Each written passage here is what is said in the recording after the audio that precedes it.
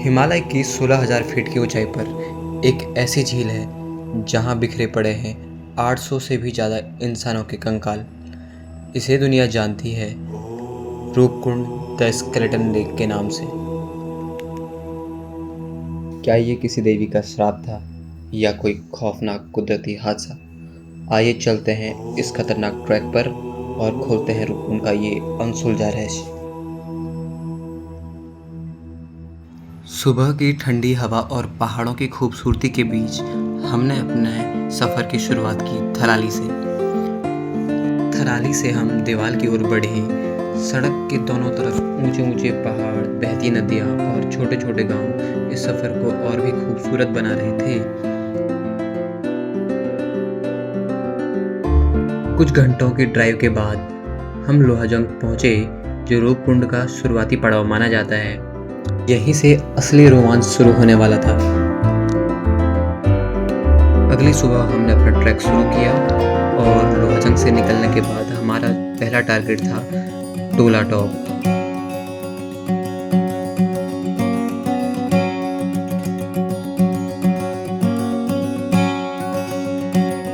जैसे जैसे हम आगे बढ़ते गए, रास्ता और भी खूबसूरत होता गया।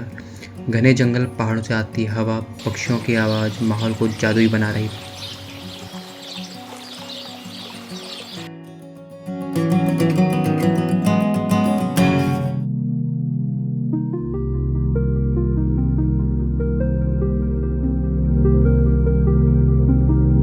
कुछ घंटों की ट्रैकिंग के बाद हम दिदरा गांव पहुंचे।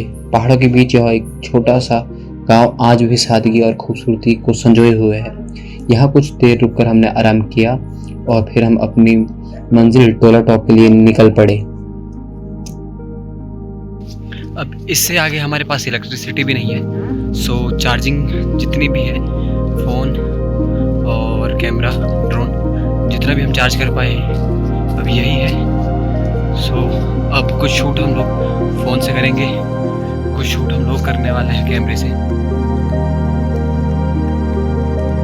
शाम होते होते बारिश शुरू हो गई और आज हमने तोल पानी में रुकने का ही डिसाइड किया।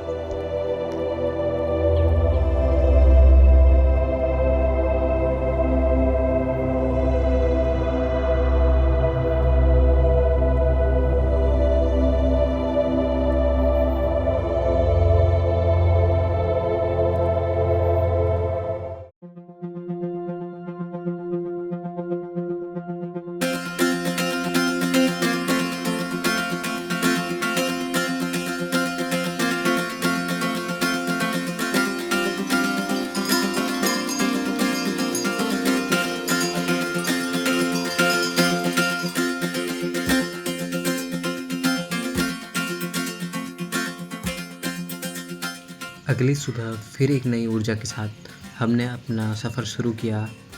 आज का रास्ता हमें टोला टॉप से होते हुए दुनिया के सबसे खूबसूरत हाई ऑल्टीट्यूड घास के मैदान में से अली बुगयाल तक ले जाने वाला था।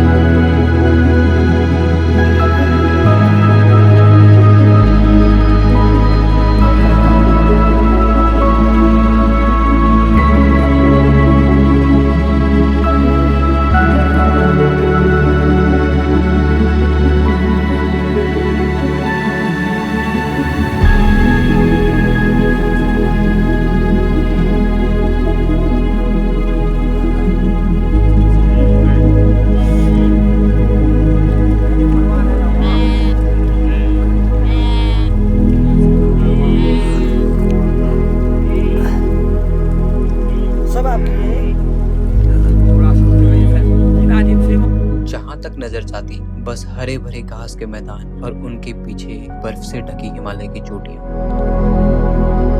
ऐसा लग रहा था मानो हम किसी फिल्म का दृश्य देख रहे हों।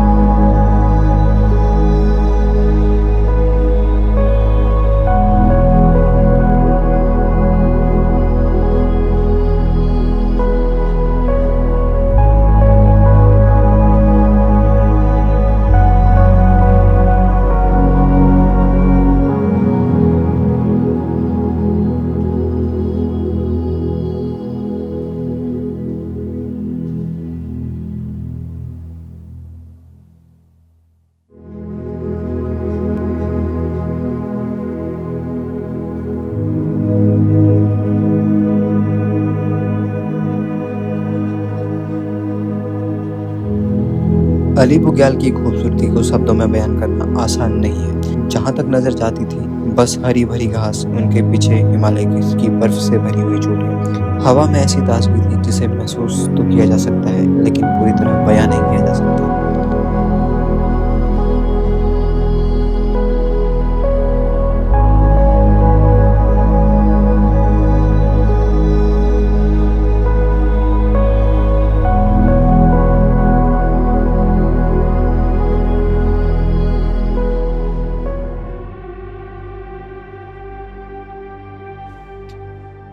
अगले दिन हमारी यात्रा फिर से शुरू हुई। दोपहर करीब 12 बजे हम कैंप से निकले। मौसम पहले से अलग था, तेज हवाएं चल रही थी और हर कदम के साथ उनकी ताकत का एहसास हो रहा था। लेकिन हमारे सामने थी इस ट्रैक की सबसे खूबसूरत जगहों में से एक, बैदनी बुग्याल।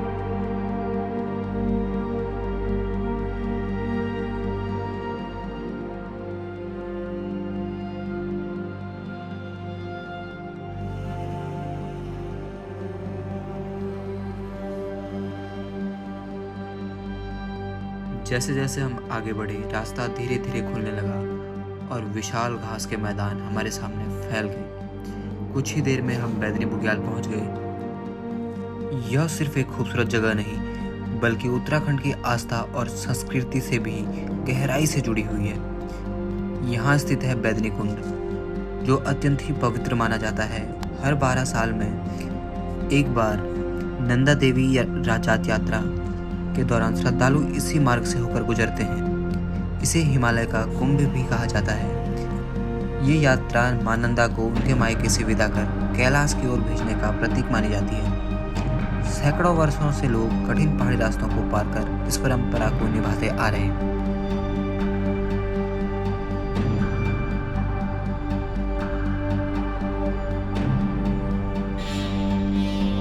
हिमालय में हजारों झीलें हैं लेकिन कुछ जगह सिर्फ दिखाई नहीं देती, वो अपनी कहानी सुनाती हैं। रूपकुंड ऐसी ही एक जगह है।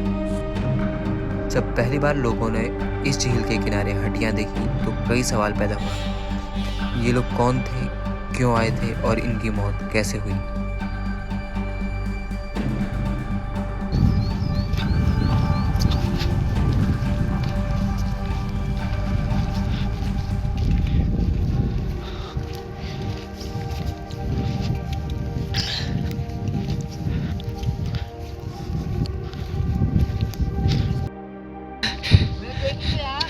चेहरे के रंग तो देखने लायक। ओह माय गॉड,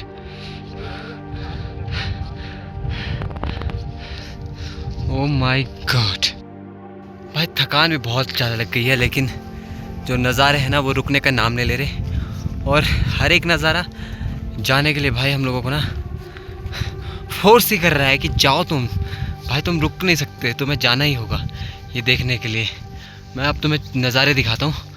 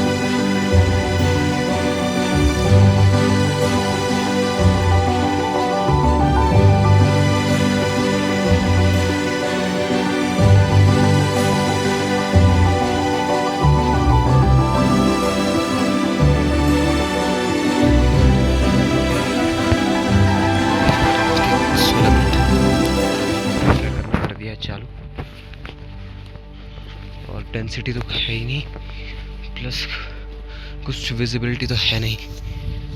अभी सभी लोग चले जा रहे हैं। ये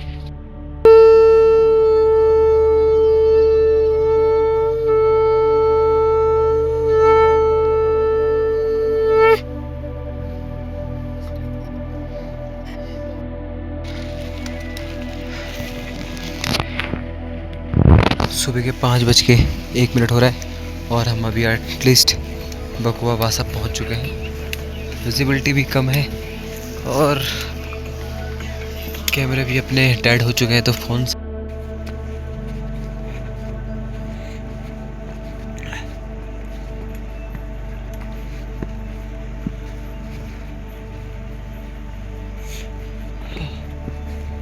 पथरीले रास्तों के बीच से जाने का मज़ा ही कुछ और है।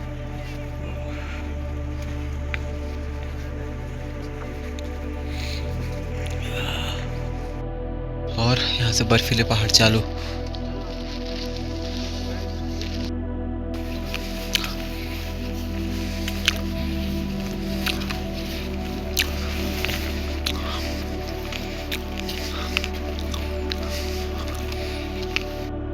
चलो चलो।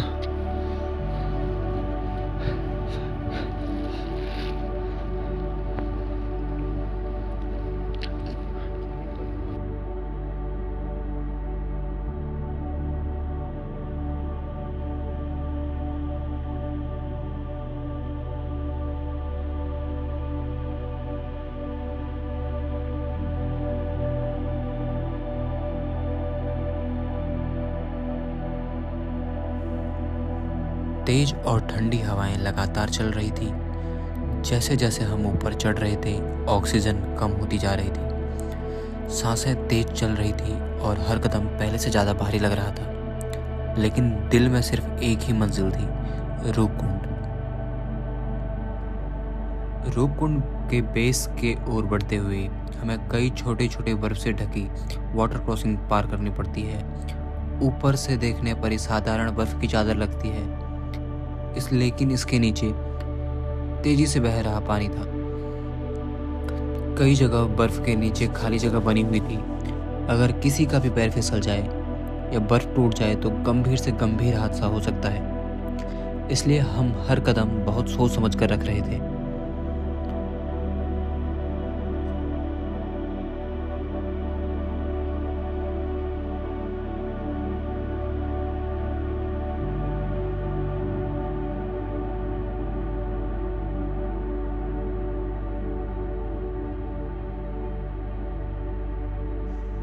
ठंडी हवा चेहरे को चीर रही थी। सांस लेना मुश्किल होता जा रहा था। शरीर थक चुका था। लेकिन हिमालय की यह बात सबसे अलग है। वो हर कठिनाई के बाद आपको ऐसा नज़ारा दिखाता है जिसे आप कभी भूल नहीं सकते।